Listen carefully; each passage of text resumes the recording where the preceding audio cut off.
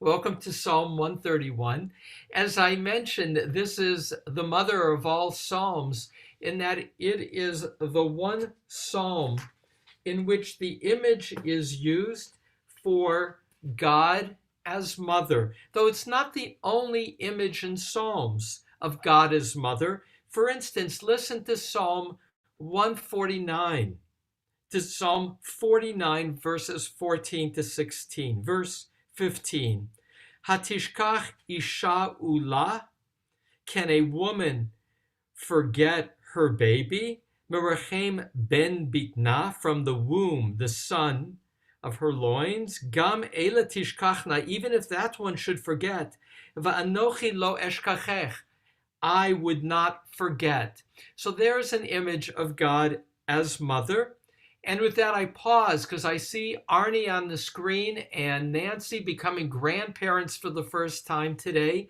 Their daughter Ariel and her husband Daniel. I am so delighted to honor the Raymonds and this motherhood that is blessed to them today. So the theme of our psalm will have only one image. Like yesterday's psalm, Psalm 130 and Psalm 131 are linked. They're linked by one key image. Yesterday, recall, Psalm 130, the key image is waiting for a word from the Lord, the way one awaits the rising of the sun. And that being in the image, perhaps, of the Levite on guard on the Temple Mount, waiting for the rising of the sun. And here, the middle of the three verses will have one core image. If I had not even then quieted my soul like a weaned child upon his mother, like a weaned child upon me is my soul. So the key images of motherhood, of the child, and we'll focus in a little bit more closely, of contentment on the mother's chest. Like Psalm 130, there is a shift from the personal to the national, and a same phrase. What was the second to last phrase in yesterday's psalm will today be part of the final line, Yachel Yisrael El Adonai. Wait hopefully, Israel, for Adonai. There, yesterday, it was wait for the Lord, and the key action was the need for forgiveness for one's sins. And as the rabbis read Psalm 130, rabbis in dispersion, they said, we were dispersed from our homeland because of our sins, but we have reason to be hopeful because, an emphasis of Psalm 130, God is forgiving. Here in Psalm 131, the key image is that when we are humble, God will realign with us. Listen to these words from Zephaniah chapter 3, verses 11 and 12. This is messianic. Once again, as the rabbis read Psalm 130 and 131 throughout the years, they who were in exile read these two psalms as linked and read them both as prophecy for the future, because the opening of Psalm 131 is about humility. And so Zephaniah, which is quoted by both Radak and Sforno, medieval commentators, pointing to the future. In that day, again, that's the future day of the redemption, you will no longer be shamed for all the deeds by which you have defied me. For then I will remove Mikirbech from your midst, the proud and exalted within you. And you will be haughty no more. on my sacred mountain. Lo tosifu ligav'a od. You will no longer be self-elevated, but I will leave within you Am ani vidal, a poor and humble folk, and they shall find refuge in the name of the Lord. And again, I paused because it's my first chance to see Grandma Nancy. Nancy, I am just filled in goodness and hopefulness seeing you and Arnie in celebration of your first grandchild. And so I'm going to put up the psalm in a moment, but the key theme, the opening theme, is the need for humility. And as in Sephania, humility is the state of redemption. And so where yesterday it was wrongdoings that are forgiven, here the psalmist speaks of humility that enables contentment. With that, Psalm 131.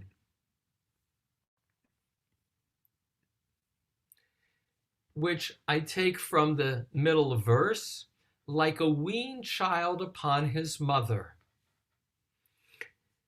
A song of ascents of David. Adonai, never haughty is my heart, nor lofty are my eyes, nor do I walk about after great things, or those too wondrous for me. If I had not evened and quieted my soul like a weaned child upon his mother, like a weaned child upon me is my soul. Wait hopefully, Israel, for Adonai, for now until always. This 3-line psalm is one of 3 psalms that are only 3 lines. Also, psalm coming up soon, 133 and 134. You may recall Psalm 117 was only 2 lines. It's still dramatically short, compact, and purposeful. The opening is remarkable in terms of 4 lows. 4 times it is what he did not do that defines who he is. Lo gava libi, my heart was not elevated. And in that little quote that I just read from Sephania, in verse 11, Lo tosifu ligava od, I did not anymore elevate myself. And so gav'a is to go up. And in verses 1 in particular, there's a physicality. There is heart and eyes and walking. One is a series of verbs. There are 3 verbs used in this opening verse that are physically oriented. So the opening word, Yud He Vav He, God, is also the closing. That's the envelope of this psalm. The Yud He Vav He in verse 1 and verse 3, the 2 mentions of God's name. And in the middle is the sense of motion, of here in particular, quality of physicality, in that God is not like the psalmist. My heart was not elevated. Lo ramu einai, and ramu is also elevated. My eyes were not lofty, which means I was not looking down on others. Velo halachti bigdolot, I did not walk about after gidolot, great things. V'niflaot mimeni, or those too wondrous for me. What is expressed in this opening verse is humility. I know I didn't look down on others. I didn't see myself in haughty ways, nor, and now again, God is the one addressed, did I see myself as you? Did I see myself in pursuing And it's not clear what these gedolot are, these great things, or matters that are too lofty to understand, too wondrous, niflaot. But what's conveyed is humility. And the commentators are divided, where some says in verse 1, the poet is describing an achievement. And all the more, if it was David, I had reason to feel proud, but I've overcome my pride. Interestingly, because all this psalms, like this one, a psalm of ascents, le David, for David, classically, this psalm is attributed to King David, and what is being described according to Bamidbar Rabbah 4:21, and also in Midrash Tehillim, is David's achievement. Not that he used to be haughty, which is how some would read it more generically, but pointing to 4 events for each of these lows in David's life. So it would be, I was not of haughty spirit, a haughty heart, when I was anointed king by the prophet Samuel. I didn't lift up my eyes in a lofty way, playing on Goliath.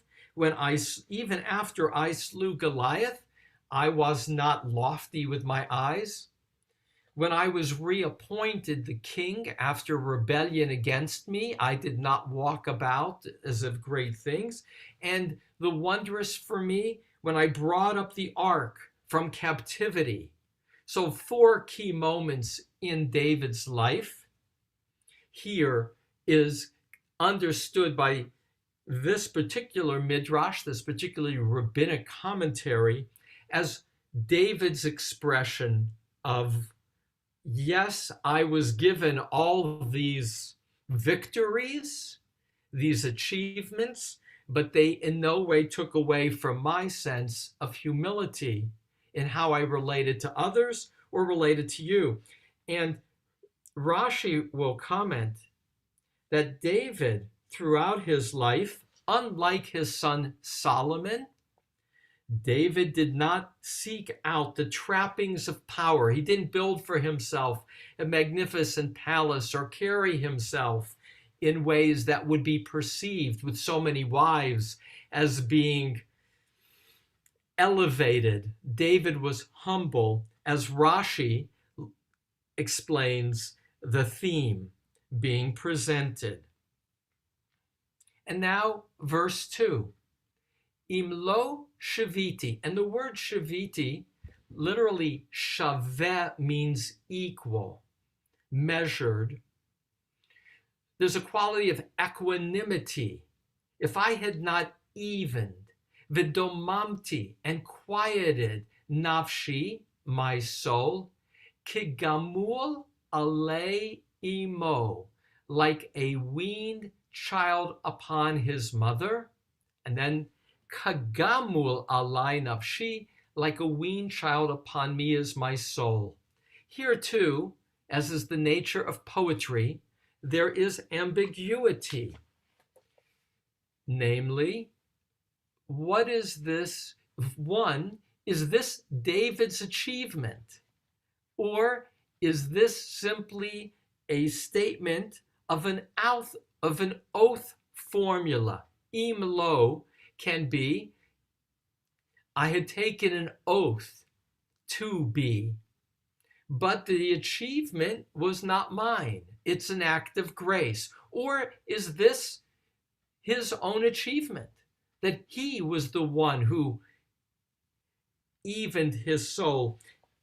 This idea of an even soul, this equanimity, is something that the rabbis will present in some places, like Chovavot Levavot, a teaching of the heart of the Middle Ages, will say that one should have an even heart, where whether one is given a compliment or an insult, it doesn't matter. One is even of heart. Domamti an inner quality of being silenced, still. And the image here at the very center of verse 2, what is that like? Here's one way to understand it. One, the word gamul is usually weaned. That's how the word is used in Genesis 21:8, 1 Samuel 1:22, Isaiah 28:9. It's a child who is no longer in need of his mother's milk, weaned. So I'm like a weaned child upon his mother can mean, even though I am no longer dependent on my mother for her milk, I lay on her chest and I feel calmed. I feel loved and safe. And that's an image of relationship with God. Although I'm no longer, asking God to give to me, simply to be in God's presence is all that I seek spiritually. Verse 1 is about physical images. 2 has a physicality of a young child, an infant on his or her mother's breast, but no longer suckling. Such is the nature of my soul. It is content. Simply, that last clause, like a weaned child, upon me is my soul. My soul is stilled, safe, content in your presence, God. And as I say, this image of God as mother is not direct, but it's the metaphor, and it's unique to Psalms for the metaphor to be God as mother. Now, Rashi, among others, is a little changes this to be, instead of a weaned child, the child who no longer needs milk, to be a suckling child, one who continues to suckle, but the image for Rashi is one of dependency. Mind you, that's a weaned child is already independent of the mother, can already eat on its own, doesn't need just the breast milk. For Rashi, this image is the image of contentment that comes with the newborn, the infant, having just finished suckling its mother and now is resting fully filled, whole, and content, which leads to the image when the Vilna Gaon, that great teacher of Talmud and Zohar and Jewish tradition of Lithuania of the 18th century, when he was asked, what does it mean to trust God? He cited verse 2, and using Rashi's image of the child that just finished suckling, said, that child is not wondering, well, will there be milk when I'm hungry the next time? The image of the babe that has just finished feeding is of utter contentment, with total trust in the mother's presence, in the mother's nourishment. And so for Rashi, and he's 11th century, and the Vilna Gaon in the 18th century, this is the image of dependency, namely of utter trust in God. Which leads the last piece, like a weaned child upon me is my soul. Here, this word, Rashi will say, kigomel, like one who is dependent upon me is my soul. So here it is about being gomel, dependent. The other play is gimilut chasadim, which means kindness. And an article by a contemporary Bible scholar, Bernard Robinson, says this last phrase, instead of kagamul alai, nafshi, like a weaned child upon me is my soul, should be tigmol alai, nafshi. You have been kind to me upon my soul. So the word gamul is a word play, which is both weaned and kindness. Here's another word play embedded in verse 2, and that is im lo sounds like emo. If not, sounds like mother. Im lo, emo.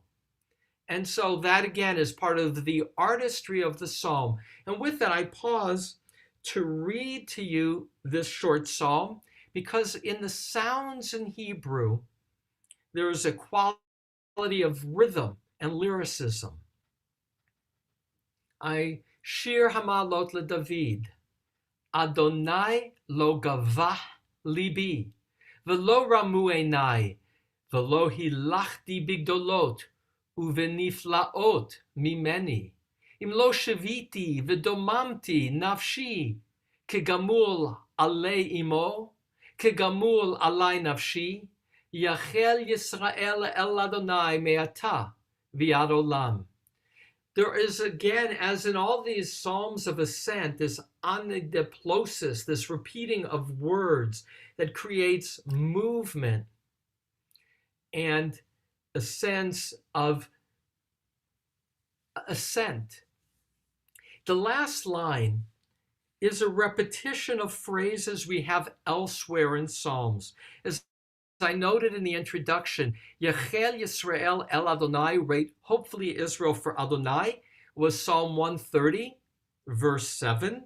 Me'ata v'ad olam, from now until always, is a phrase that appears in Psalm 125, verse 2, Psalm 121, verse 8. And bringing together two phrases that may have been known and used elsewhere points to the future. Here, Israel is being addressed. 1 and 2 is personal, and verse 3 is communal and formulaic. And at the same time, given all the more power because of this distinctive image of contentment, a contentment that comes out of humility, out of seeing oneself as dependent on God. And so, two closing thoughts in the next 5 minutes before transitioning. And that is, one, what is the nature of having no needs, of being like a weaned child whose needs have been fully met? And here, attention, because this is part of what it means to be a religious person, namely to aspire to equanimity, to being shaviti v'domamti, even and quiet. That's true in all religious traditions. That is, if you will, a goal. But you pay a price, because here and yesterday I talked a lot about this quality of yin-yang, of the point-counterpoint, or as the mystics in our Jewish tradition would say, in the Sfirot, there's always the point-counterpoint. Chesed, kindness, is balanced by judgment or the container of restraint to enable compassion. Ambition, personal ambition, has to be netzach, balanced by hod, which is humility to allow for yisod, for foundational relationship and creativity that will allow for malchut, which is dignity. And so in the Jewish mystical tradition, it's always about point-counterpoint. And I have seen, particularly in the Buddhist tradition, I've been a little troubled at times in Buddhist tradition, in those who take, and so likewise in the Jewish tradition, who speak in terms of absolutes, that there is only joy by letting go of all attachment. That's true maybe in the absolute, that if you don't love, you don't feel the pain of loss. But at the same time, not to love is not also to feel nurtured and alive.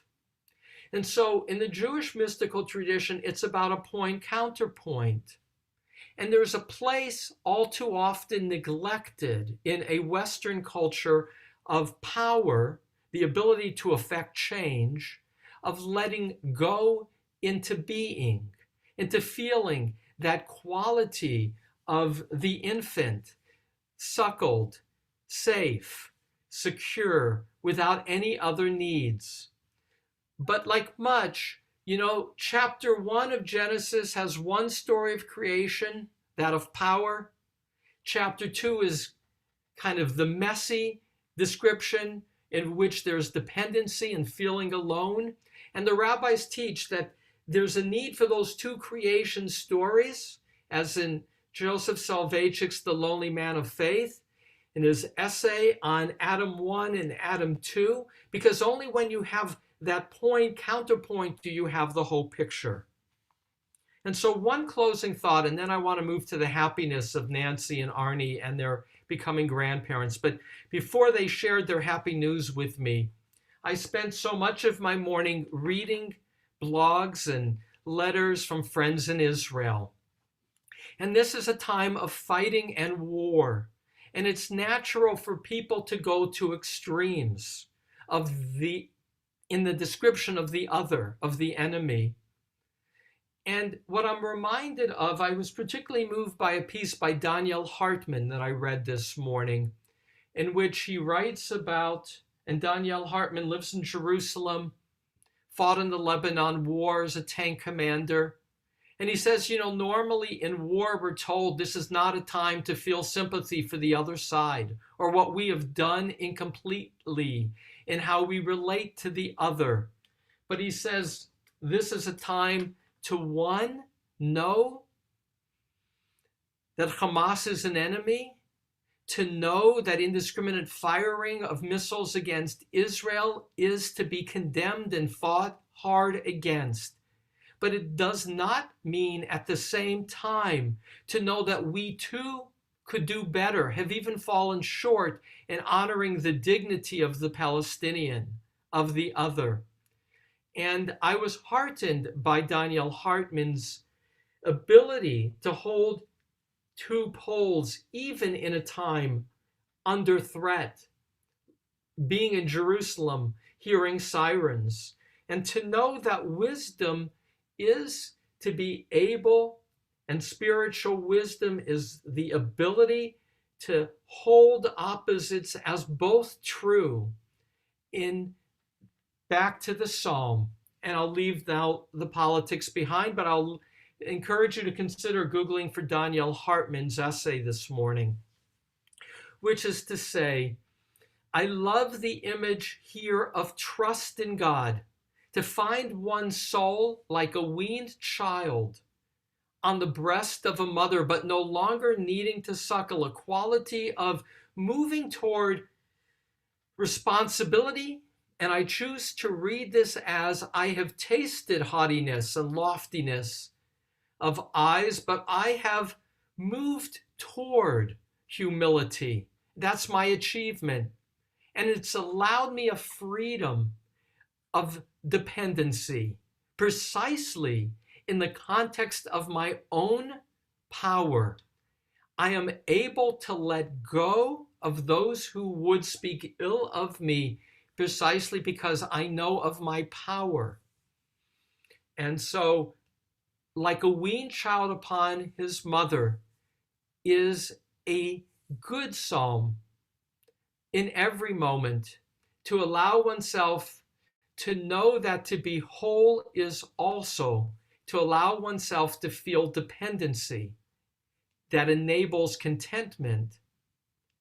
And at the same time, to know that this psalm is only a piece of a larger whole. And with that, I, at 10 o'clock, turn it back for some comments. And again, we'll come back to honoring Arnie and Nancy and to reading this psalm as more than coincidence, the one psalm of the 150 that celebrates motherhood as the image of godliness, as a day of celebration for the Raymond family. Before I give Arnie and Nancy a word, just to stay focused on the psalm, any reactions or comments about like a weaned child upon his mother? Richard. Yes. This is a wonderful imagery of quietness of heart and peacefulness and contentment in this psalm. In verse 1, the last line is, nor do I walk about great things or those too wondrous for me. And the thought I'm wondering here is those things too wondrous for me. And maybe you could expand on that a little bit. It's almost as if, how do I put it? By definition, God's kingdom is too wondrous, but in any dimension, his universe is wondrous to explore. Do you think, is it possible that the psalmist is guiding the reader away from a pursuit of those things? And perhaps one could, how you put it, one could find themselves in pursuing those things to the point where their soul is troubled. Anyway, I'll turn it back to you and see if you have any thoughts on that subject. So clearly, as Richard identifies the second half of verse 1, V'lo hilachti bigdolot, nor did I walk about after great things, uveniflaot mimeni, or too wondrous from me. There seems to be a caution here, a caution toward not overreaching, either overreaching in terms of a grasp for power, too great, or wondrous, overreaching on the metaphysical level, which is the way that Rabbi David Kimchi understood this. Radak said, I know my limitations in terms of being able to understand God's workings, God's miracles, and then the example given, because these psalms, like Rabbi David Kimchi in Spain is writing in diaspora, he cites as the example Cheshbon HaKetz, the one who would calculate the end, meaning those who anticipate when the Messiah will come. So because again, this is read, at least how it's read, as a messianic yearning. And in here too, in terms of the messianic yearning, and that is Ibn Ezra and Radak would say that in this psalm, David anticipates diaspora, he anticipates galut, the exile, and will say to the people, beware of arrogance. And when you're able to humble yourself back to Sephania, that's when God will redeem you. So that your sin is arrogance of heart, including anticipating when the end will come, which was also with, again, Israel in the back of my mind, which is what the rabbi said to the Zionists in many cases in the 19th century. Don't go back to the land of Israel until God brings the Messiah. Don't force God's hand. Don't go after great things that are too wondrous. Leave it to God to determine miketz, the end. And so, once again, a psalm like this was used in the time of diaspora, both for comfort, but was also used for some as a more literal reading for caution, don't overreach, which is the challenge of poetry and psalms. We don't know when this psalm was written. We don't know the intention per se of the psalmist. We take the words as we find them and we make them our own. But the caution is there is room and an invitation for interpretation, but one must be humble to know that it's not truth necessarily, in terms of what's being dictated. Because it can be dangerous when you say, this is what God says. Don't overreach. Don't go back to the land until God brings the Messiah, as an example. One last comment before I turn it over to celebrate with Arnie and Nancy. Anybody else for Psalm 131? Well, then I'll turn it over, and I couldn't have, again, a happier context. I will add, since I see my wife here, when I was preparing this psalm on Mother's Day, and then I thought, well, I'd like to maybe honor Linda. It wasn't clear it would work out for her schedule. And then I knew that Arnie and Nancy were expecting, and that Nancy's also been in the aftermath of some serious back surgery. So I wanted to bring her, and Arnie's been a regular in learning the Psalms. So Arnie and Nancy, unmute yourselves just so we can say one word, or you have one word about today as the day of grandparenthood, becoming grandparents for the first time just an hour or so ago. Well, Arnie and Nancy, mazel tov. Thank you. we started the morning very fearful because Daniel called us saying emergency C-section, and we didn't know what was going to happen.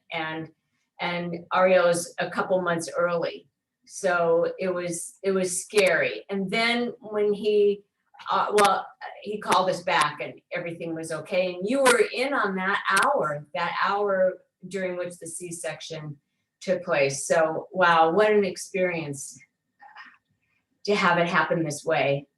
We're just so much more happy than we would have been before. Oh. I've been designated the family crier. Yes, you are. I cry a lot. I just got a lot of emotion, and this morning was scary, but so scary.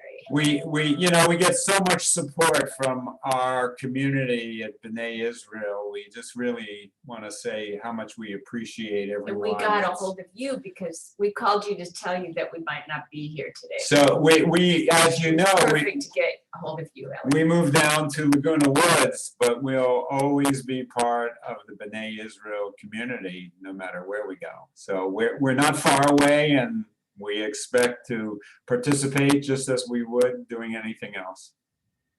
Well, I just want to say I'm pulling this together. What a joy to know after the fear this morning with emergency need for only in the 6th month of pregnancy, and to know that the baby is 4 pounds plus and healthy, and reason to celebrate and be hopeful. This psalm, back to the psalm, leads up to this word yachel, which means wait hopefully. And it isn't always the case, but in this case, all the more, a celebration of motherhood and of hope making fulfilled. Long-awaited grandchild, mazal tov. And with that, as words of Arnie and Nancy, I'm hugging you, and Arnie, mazal tov.